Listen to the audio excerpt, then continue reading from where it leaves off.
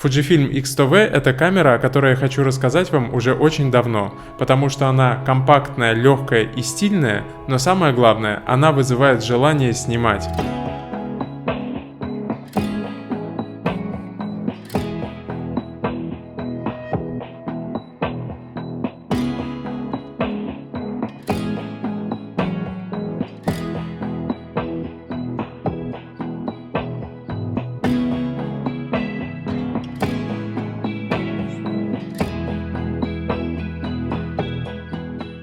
Но, как и у любой другой камеры, у нее есть свои достоинства и недостатки. И как раз об этом мы поговорим в сегодняшнем выпуске. Меня зовут Виктор Брусков, и вы на моем канале The Photo Gear. Устраивайтесь поудобнее, и мы начинаем.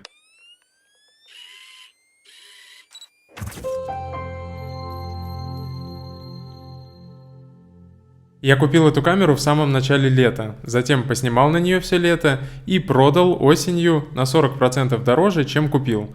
А все потому, что эта камера обладает невероятной популярностью, и цена на нее не падает, как должно быть по идее с течением времени, а наоборот растет. Но так было не всегда. 4 предыдущих поколения камер X100 обладали популярностью только в узком кругу фотографов. А вот начиная с этой 5-й серии, камера обрела, как я считаю, заслуженную популярность по всему миру, и не только среди фотографов, но и среди обычных пользователей. Я снимал на все модели серии X100, кроме X100F. И мое самое первое знакомство с камерами Fujifilm как раз началось с модели X100, с самой первой оригинальной версии. Я купил ее в 2013 году, и тогда это была супер нишевая вещь, потому что тогда еще преобладали компактные камеры с маленьким размером сенсора. А тут появляется компактная камера с крупным размером сенсора в формате APS-C, причем в ретро-дизайне и с фикс-объективом. Никакого зума, только фиксированная оптика, эквивалентная 35 мм. И, конечно же, такое решение Fujifilm дало свои результаты. Даже та оригинальная камера X100 снимала очень и очень классно. Вот посмотрите, например, на кадры, которые я сделал в Майами-Бич в 2013 году.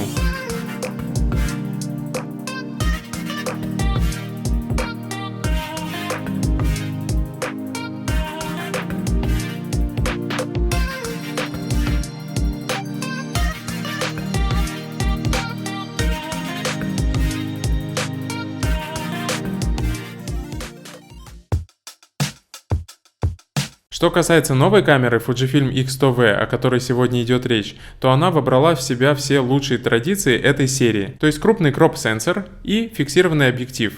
По-прежнему это эквивалент 35 мм с диафрагмой f2. Но именно в этой камере объектив решили улучшить, и здесь объектив уже второго поколения, несмотря на то, что в 4 предыдущих был первый объектив. Если предыдущие модели казались тактильно пластиковыми, то эта камера уже ощущается металлической.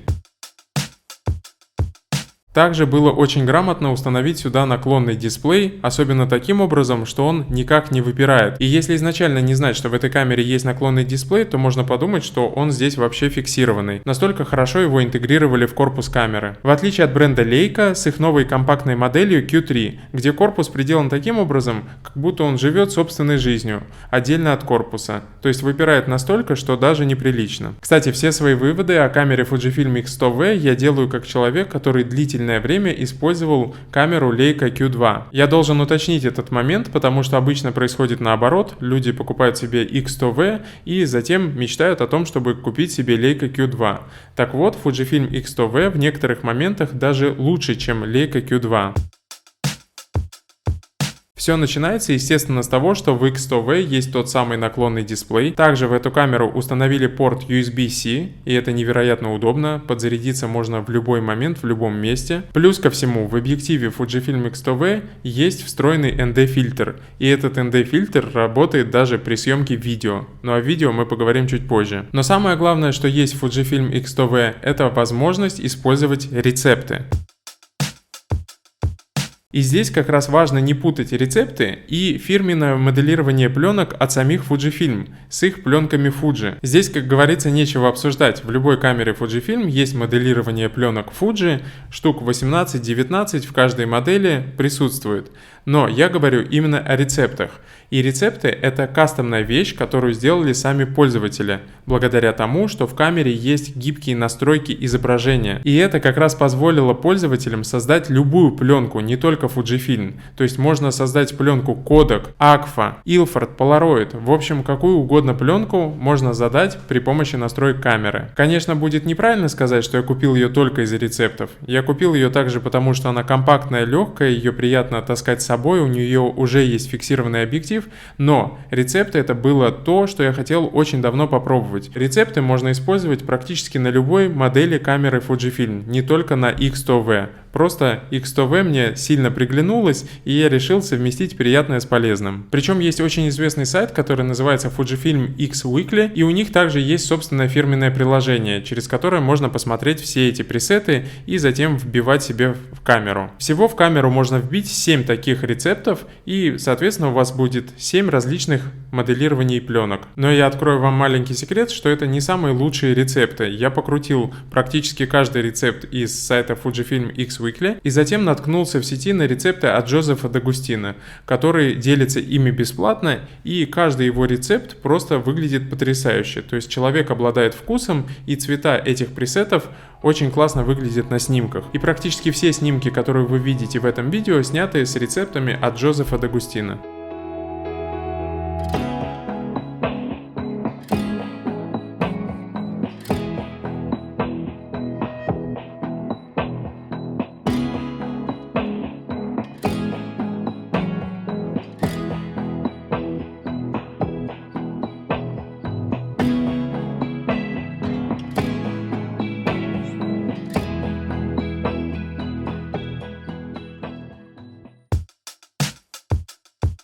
Очень немаловажный аспект это то, что к этой камере можно подключить конверсионные линзы, и тогда объектив 35 мм у нас может превратиться либо в широкоугольный объектив 28 мм, либо превратиться в обычный полтинник. Я как раз приобрел камеру у человека с телеобъективом, и соответственно у меня в комплекте был объектив 35 мм и полтинник, когда я хотел поснимать людей. И вот вы можете увидеть снимки, сделанные как раз с телеконвертером. Это конвертер второй версии, он отличается тем, что у него есть контакты на самой линзе. И камера сразу же сама понимает, что на нее установлен телеконвертер.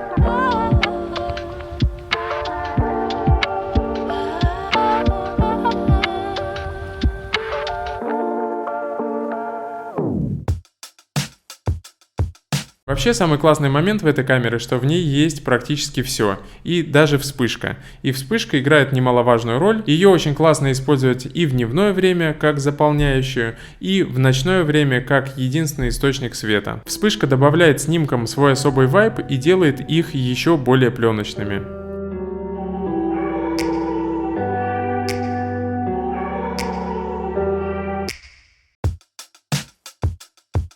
Также эта камера погодозащищенная с одним маленьким «но». На ее объектив нужно обязательно крепить специальный адаптер, который как раз позволяет установить светофильтры. Так вот, с каким-нибудь светофильтром камера становится абсолютно герметичной, то есть погодозащищенной. Нужно это потому, что у камеры двигается передняя линза при фокусировке, то есть там используется какой-то старенький механизм фокусировки, несмотря на то, что оптическая схема была переработана. И если прикрутить светофильтр без этого адаптера, то передняя линза будет упираться как раз в этот светофильтр. Помимо всего прочего, объектив еще способен близко фокусироваться, и это позволяет заснять какие-либо детали, то есть расширяет диапазон нашей съемки. Если вы обратили внимание на снимки, которые я показываю в данном видео, то все они немного мягкие. Это все из-за того, что я всю дорогу использовал Black Mist фильтр. И опять же, моей целью было сделать так, чтобы кадры были похожи на пленочные, и сразу из камеры я получал красивые пленочные снимки.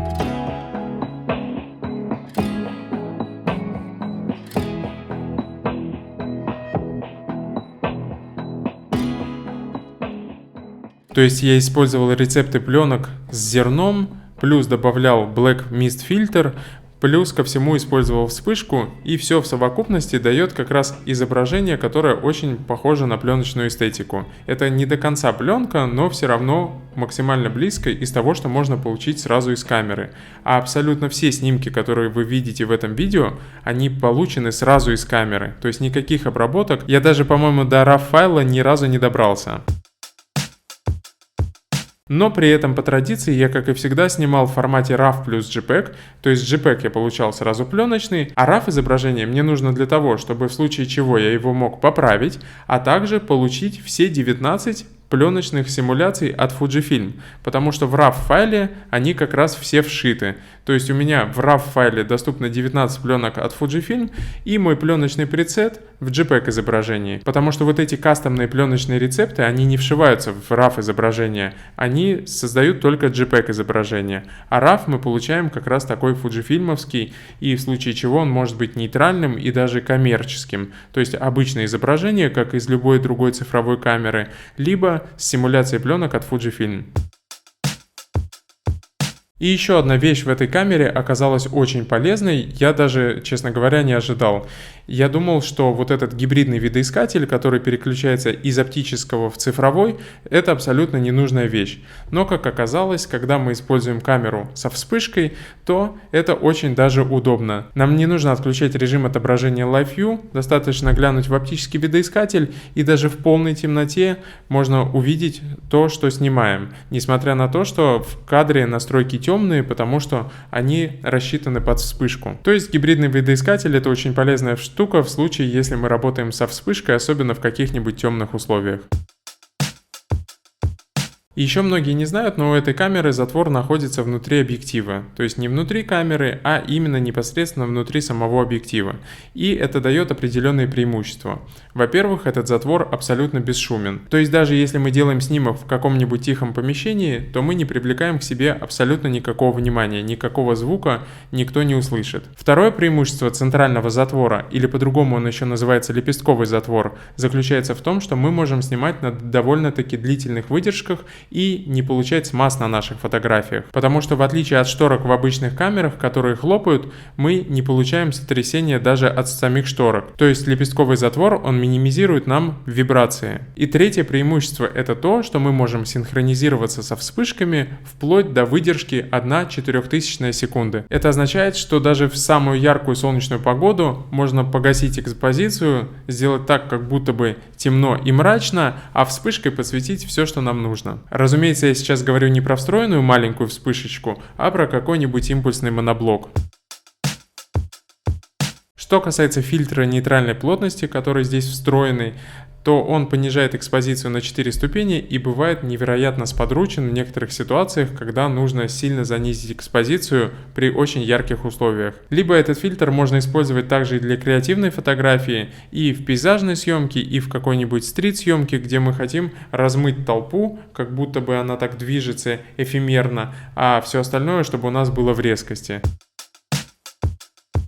Я очень много раз слышал от пользователей, что у Fujifilm просто ужасное мобильное приложение. Так вот, буквально за день до того, как ко мне приехала X100V, Fujifilm выпустили новое приложение, которое называется X-Up. И я могу сказать, что вот это приложение работает просто безотказно. То есть я вообще ни разу не столкнулся ни с одним глюком, или чтобы камера отвалилась, например. Наоборот, когда камера приехала, я даже смог через приложение ее прошить. То есть мне не нужно было извлекать карту памяти или подключать провод, просто по беспроводному соединению обновил прошивку и получил новые функции. Кстати, X100V обязательно нужно прошивать до последней версии прошивки, потому что там целый ряд изменений, которые существенно улучшают камеру. По-моему, даже новая прошивка на эту камеру вышла в тот же день, когда Fujifilm презентовали новое приложение. То есть камера ко мне еще даже не доехала, а они уже выпустили приложение и прошивку, которая существенно расширяет функционал. И это, конечно, был очень приятный бонус. И теперь я хочу поговорить о недостатках. Учитывая то, что камера очень классная и вызывает желание снимать, их здесь немного, но они все-таки есть.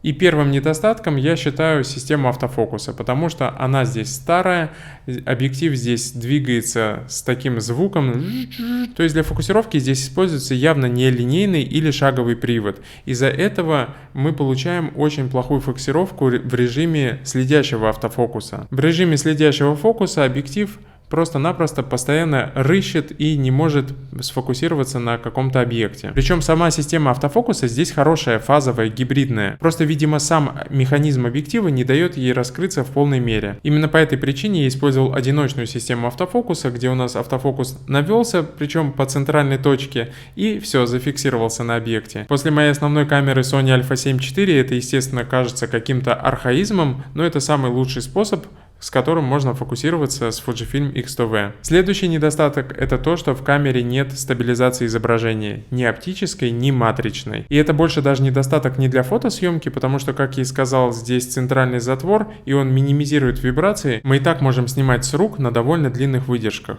А это касается большей части видеосъемки, потому что в камере есть 4К видео, плюс во время записи можно использовать даже встроенный ND-фильтр. Это функция, которой нету даже в такой камере, как Sony FX3, которая уже относится к кинолинейке камер Sony. И самое главное, камера снимает это видео качественно в 4К в 10 бит, то есть есть все возможности для того, чтобы получать качественное видеоизображение, но как раз из-за отсутствия стабилизации мы получаем очень дерганую картинку, если мы снимаем с рук.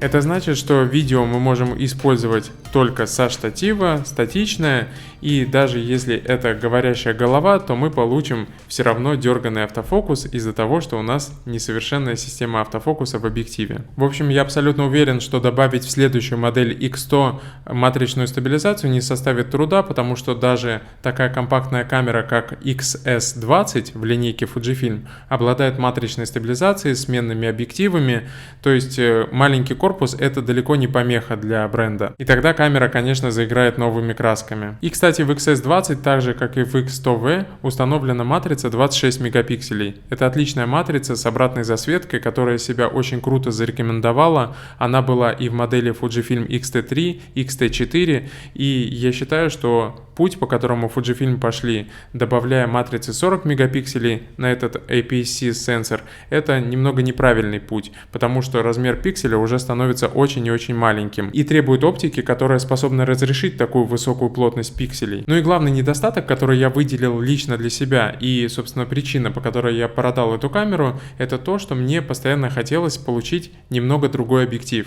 потому что если вы знаете мое творчество, то понимаете, что я преимущественно снимаю портреты, и в портретах мне всегда хочется получить чуть больше объема. И когда я думаю о том, что я могу получить вот эти пленочные рецепты плюс объем на фотографии, то есть цвета Fujifilm сразу из камеры, при этом с оптикой, которая более светосильная, я сразу же понимаю, что я ограничен с этой камерой. Потому что вот этот объектив 23 мм, который дает в эквиваленте 35 мм, он построен по принципу блинчика, то есть он не дает даже конструктивно объемную картинку. Он сконструирован как максимально компактный объектив, который рассчитан на то, чтобы все у нас было примерно в резкости. Именно поэтому эта камера отлично подходит для стрит-фотографии, но не для таких фотографов, как я, которые преимущественно нацелены на портретную съемку. Но даже учитывая эти недостатки, я получил от камеры все, что я хотел, то есть я прекрасно провел лето, я мог использовать камеру для того, чтобы запечатлевать какие-то личные моменты, чтобы делать уличные зарисовки, поснимать как раз портреты, то есть я получил все то удовольствие, которое я хотел получить как раз с естественным солнечным светом, которого сейчас так сильно не хватает, и поэтому я не очень жалею, что у меня сейчас нет этой камеры. Более того, вся эта история закончилась тем, что мне настолько понравилось снимать с эквивалентом 35 мм, что я просто взял и купил для своей Sony Alpha 7 IV объектив 35 мм с диафрагмой 1.8. И оказывается, что это тоже довольно компактный сетап, который приятно брать с собой, и по сути это аналог, замена как раз Fujifilm X100V. Но разумеется, без всей этой ретро-эстетики, без классных тактильных ощущений, которые дает Fujifilm X100V. И, кстати, я чуть не забыл рассказать, почему эта камера оказалась настолько популярной, что даже компании Fujifilm пришлось приостановить поставки, потому что у нее недостаток комплектующих, а спрос на эту камеру во всем мире все только продолжает расти. И причиной этому, вы не поверите, оказался TikTok, потому что несколько блогерш-миллионников сняли тиктоки, в которых рассказали, что «Вау, посмотрите, какая потрясающая камера, она не только выглядит классно, но также и делает сразу пленочные снимки из камеры, и вам ничего не нужно делать». То есть они ее позиционировали таким образом, что пользователю ничего не нужно делать для того, чтобы получать классные снимки. Даже не обязательно обладать какими-то специальными знаниями, потому что в камере есть полностью автоматический режим, и все. Просто нажимай на кнопку и сразу же получай цвета моделирования пленок Fujifilm сразу из камеры. И несмотря на то, что я считаю, что эта популярность заслуженная, потому что камера действительно классная и как будто бы она заняла свое собственное место, но эта популярность привела к тому, что цены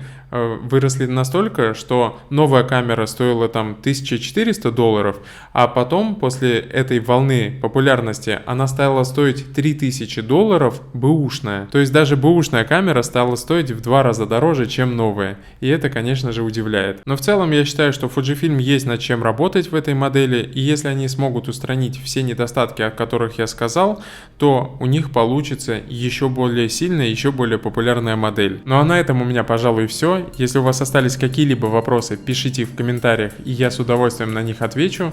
Подписывайтесь на канал, отправляйте это видео своим друзьям, и всего вам доброго.